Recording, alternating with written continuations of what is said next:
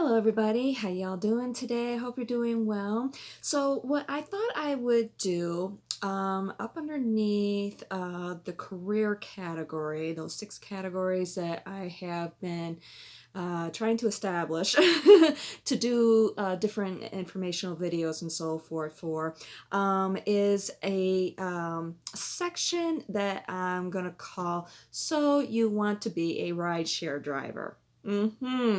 So why in the world would I do that, especially under a career category? Well, there's a reason why a lot of people decide to be rideshare drivers.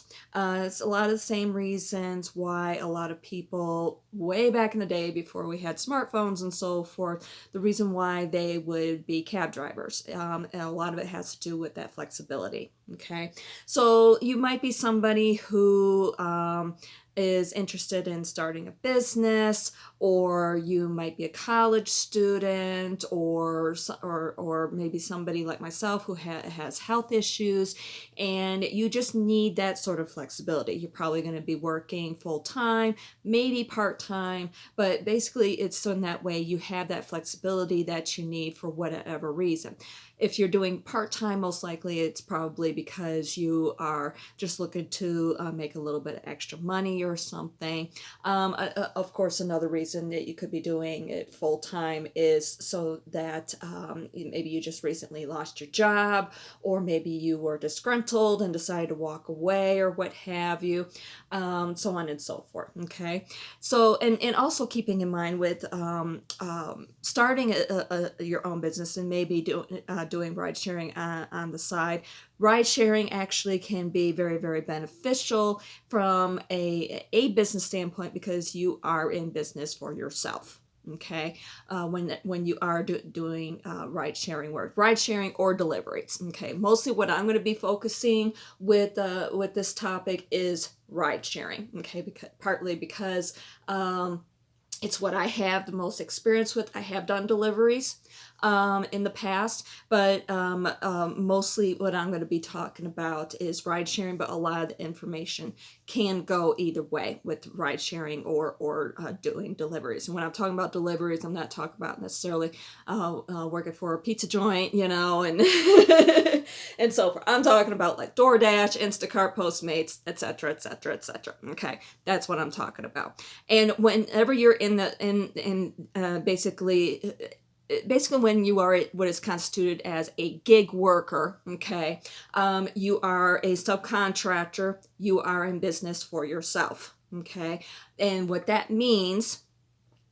is that are you are responsible for paying for your own taxes at the end of the year. You do not it isn't like a regular job where you have your taxes taken out of your paychecks, at the end of the day, or what have you. Okay, you are responsible for taking care of your own taxes at the end of the year. Okay, and in this country, the United States, it would be basically somebody who is 1099 at the end of the year, instead of getting a W-2 or whatever it is. It's been so long since I've had a regular job. I don't even remember what the form is called that you get at the end of the year. I think it's a W-2 if I'm not mistaken. Okay, but yeah, and here I am getting all nice and flushed because I'm embarrassed of not being able to remember. But yeah, whatever that form is called at the end of the year, basically instead of getting that, you are going to be receiving a 1099, and with that, it's going to be up to you to figure out how to wipe it all out. Okay, so, and it can be a little bit tricky. All right, so my recommendation is, before you even get started, since how you're already gonna be having a cell phone, just whether it's an Android or an iPhone, get yourself that Google account. Start a spreadsheet up on Google Drive, and start keeping track of your expenses that way. But that's a whole nother topic. For these purposes, for the purpose of this video, I just wanted to kind of start covering a little bit of basics and so forth. Okay, so and basically with that, if you're just getting started and you want to start jumping into things right away or what have you, what you would need to do with your spreadsheet, at least initially, get your starting mileage, basically the date. Make sure you log in the date and the what your current odometer reading is. Because on the tax form at the end of the year, they're going to ask that question. This is for here in the States. I don't know how it is with other countries, but that's how it is here in the States. Okay, so yeah, you're going to want to the start date, the date that you put your vehicle into service, and your starting odometer reading. And then at the end of the year, you're going to need to get your ending odometer reading also.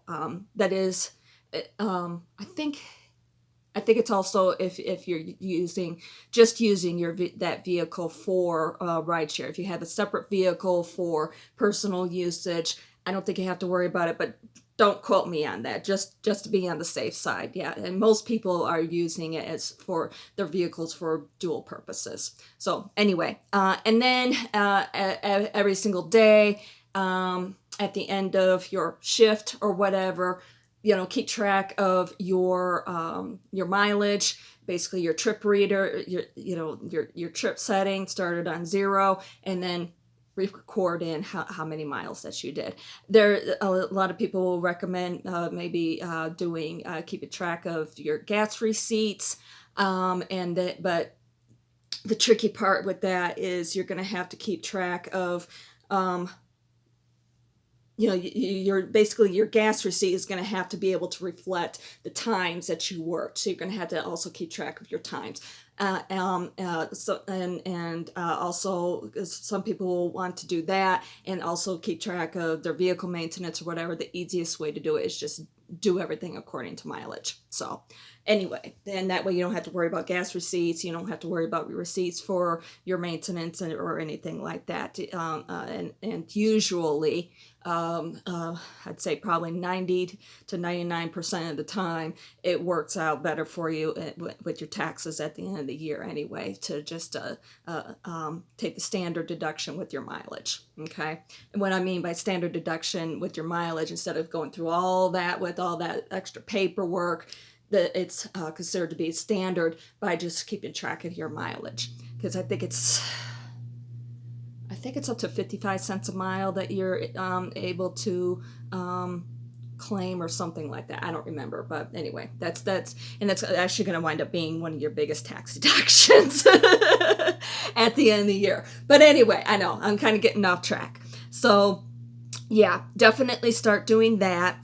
If you're looking to get started, and then that way too you can keep track of all your other expenses like your car washes, your licenses, your inspections, and I'm just talking about any state inspections that you might have to have done, like a regular for your vehicle inspection. Like in this state, we have to have a smog check done. You keep track of that because you'll be able to claim that also on your taxes. But I'm also talking about the safety inspection that has to happen for any platform that you're on, whether Uber, Lyft, or any other ones that may be out there, what have you. I know Uber and Lyft are the two biggest ones, but I know that there's some others that creep up here and there and so forth. But as of this point, I know Uber and Lyft are the two biggest ones. So anyway, and I believe just about every state out there requires a safety inspection, and it's required every single year that it has to happen. Also, business licenses, you're able to keep track of those expenses as well. If you buy any sort of concessions for your passengers, like candy or bottles of water, if you pay for a streaming service, like for people to be able to watch movies or TV shows, music streaming services, you'll be able to keep track of all those expenses, your phone bills, if you have to buy a new phone chargers, the full ball of wax. Basically keeping track all your expenses in one place on a spreadsheet. Okay, It just makes life a lot easier in the end. And I know that at least with Uber, I'm not too sure about with Lyft. I mostly drive for Uber. It's been years since I've done anything with Lyft, my own personal thing and so forth.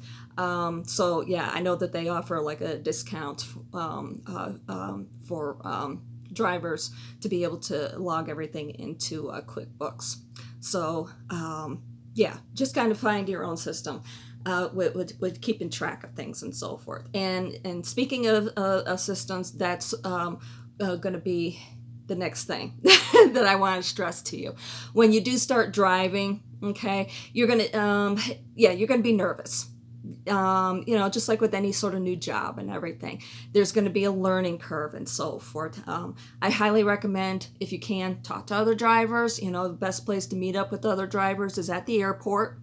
There's usually like a staging area or something like that where drivers will have to go to and so forth. I know here in Las Vegas, this is where I have strictly done my ride sharing work, so a lot of my experience is going to be from that. But also I had, with talking with other people and so forth, I learned a few things about some other areas and so forth, especially city, high urban areas or what have you. And so yeah, there's that's going to be one of your best places to be able to meet up with other drivers, talk with other drivers, and so forth. And that's the thing too. You're also going to be getting, once people find out, like your friends and family and so forth, find out, oh, you're doing ride sharing now. Oh, you should do this. You should do that. Go here, this is a big event. Go over there. Blah blah. You're going to get all. Oh, trust me. And I've been doing this for almost 7 years, and I have 6 years previous cab driving experience here as well. So about 13 years worth of experience, and I still get people who have known me my whole life even, who are constantly trying to throw advice at me with it and everything, okay? So yeah, you're going to get a lot of people who are going to try and throw advice at you, recommendations, and so on and so forth. One of the things that I learned as a cab driver is, once you find your groove, experiment with things, try it out and so forth, see how it works out and everything.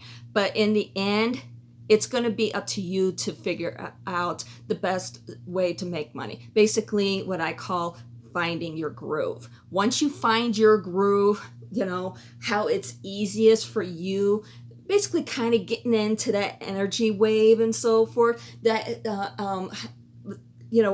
finding that right energy wave and so forth. Once you find that, stick with it. Don't get me wrong, it's going to change throughout time. You're going to grow and change. The area you are doing the work in is going to grow and change also. So of course, it's you have to kind of ride that wave and everything. But once you get into it and so forth and find it and everything, stick with it, because it's going to make life a lot easier for you in the long run to be able to make money. Okay, so like for instance, with myself, and it helps if you go inward and know what sort of personality you have. If you're somebody who gets frustrated with traffic and so on and so forth, then maybe driving during the day may not be the best thing for you. But at the same point, you might live in an area where nighttime, there's not a whole lot of money that's going to be made, so you might have to work during the day. But if you live in a 24-hour town like Las Vegas or New York City or something like that, then yeah, you can have those opportunities to be able to possibly work the overnight hours. That's what I have found to be what my groove is. I come out sometime at around midnight, go home at around 6 in the morning. Okay, that works the best for me. Is it exhausting working graveyard? Oh yes. It can be very exhausting, but that's the other thing too that you got to keep in mind. Also, one of the biggest misconceptions that I find, and I get a lot of questions, of course, with being a rideshare driver, I get a lot of questions, about doing it and so forth. And one of the biggest misconceptions that I find that people have about it is that, oh, I'm just going to I'm going to become a rideshare driver. I'm going to go out there and I'm just going to pick people up and drop them off, and that's it. That's the biggest misconception that people have with it. That is, like I said, the biggest misconception.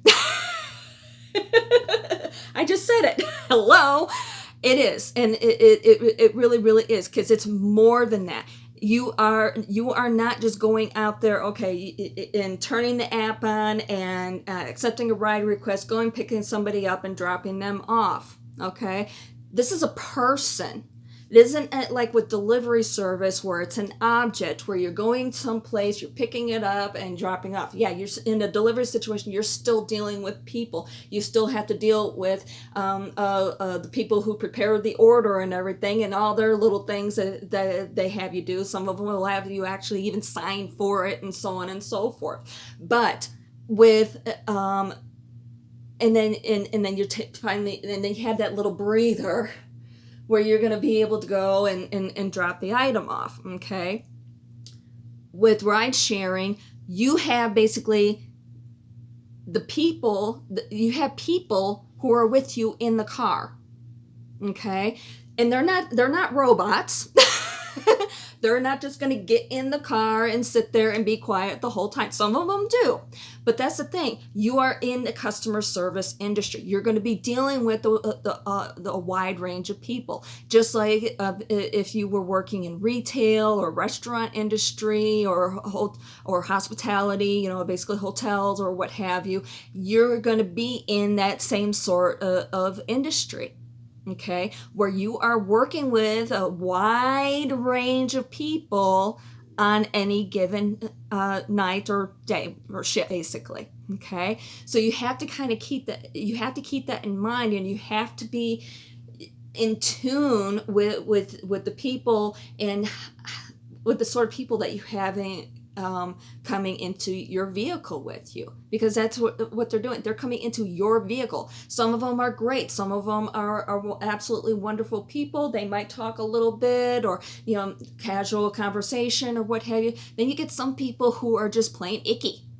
No matter what you do, you can do everything right and it isn't going to matter. They're going to give you a bad rating at the end. Or they're going to cop you an attitude. They're going to try and take advantage of you. They're going to try and take advantage of the system, whatever the case may be. And you're going to have these people who are going to treat you and your vehicle like you are their own personal slave, and your vehicle is their own personal property. They're going to leave trash behind in your vehicle. They're going to throw up in your vehicle. I find it amazing how many people I get who claim that they've been with a driver who says that they've been driving for 4 or 5 years and they've never had somebody throw up in their car. You know what I say? And these are people who are working the night shift. You know what I say? They're full of crap. I'm sorry. I've been doing this for almost 7 years. I have had a lot of people throw up in my car. I have little barf bags in my car, okay? There's a reason for that, okay? So, and a lot of times it isn't just a matter of, being able to quickly pull over to the side of the road and they do their thing. Sometimes it happens that fast. Just and I've had it happen. And unfortunately, yeah, you can charge, then submit your request to get the cleanup fee and everything, but sometimes that cleanup fee doesn't cover the cost of the cleanup. And guess who has to deal with it? You do. You can take it in to special private companies. They don't provide anything. These companies don't provide that sort of service, okay? You have to find somebody to take it in and basically have it biohazard cleaned, and it can be very costly, okay? So when it comes to the big messes, if it's something small, if you don't mind dealing with it, go ahead. But some of those messes can be pretty nasty.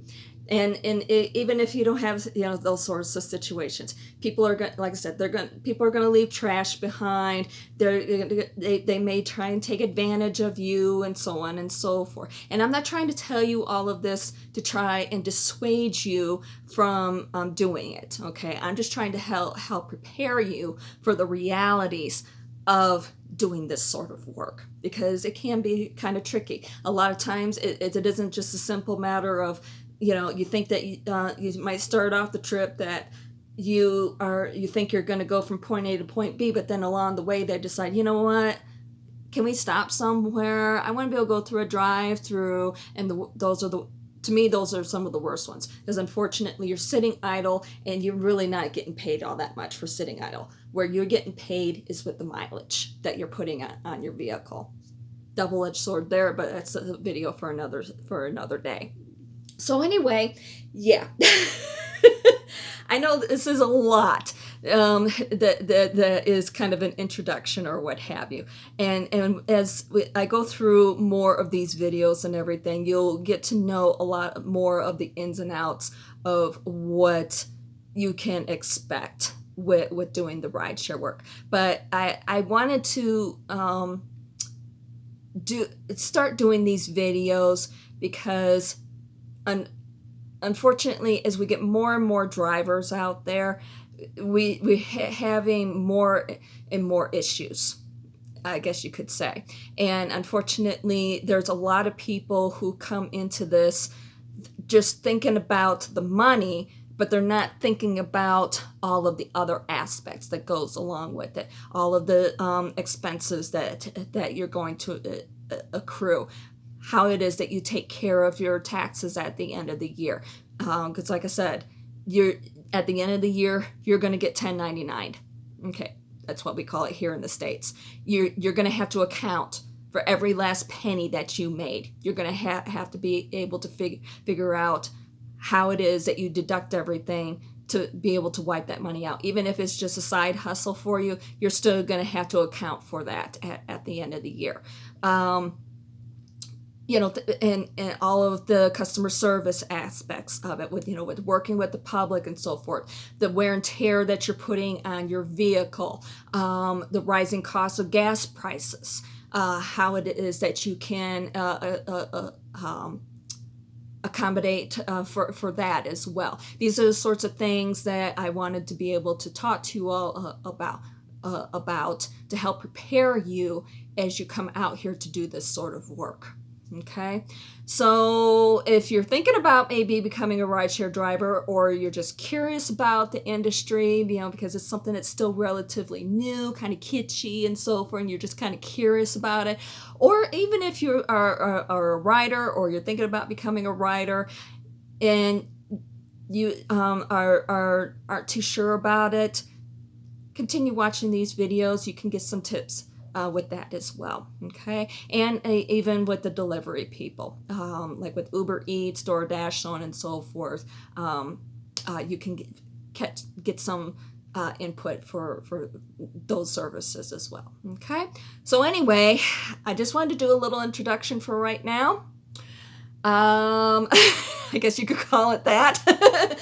I know, it's a lot that we're going to be covering over the next many videos that I'm going to be doing with all this, okay? So hopefully I didn't scare you off or anything, and if I did, well, keep watching. Either way, even if I didn't, keep watching. And even if you've been doing this for a little bit, maybe you can get some pointers to help you out along the way. Maybe some things that are tripping you up or something, I guess, to coin a pun. Tripping. This is what it is all about, providing trips for people. So anyway, all right, hopefully this is giving you something to think about. I'll talk to you all later. All right, love you all.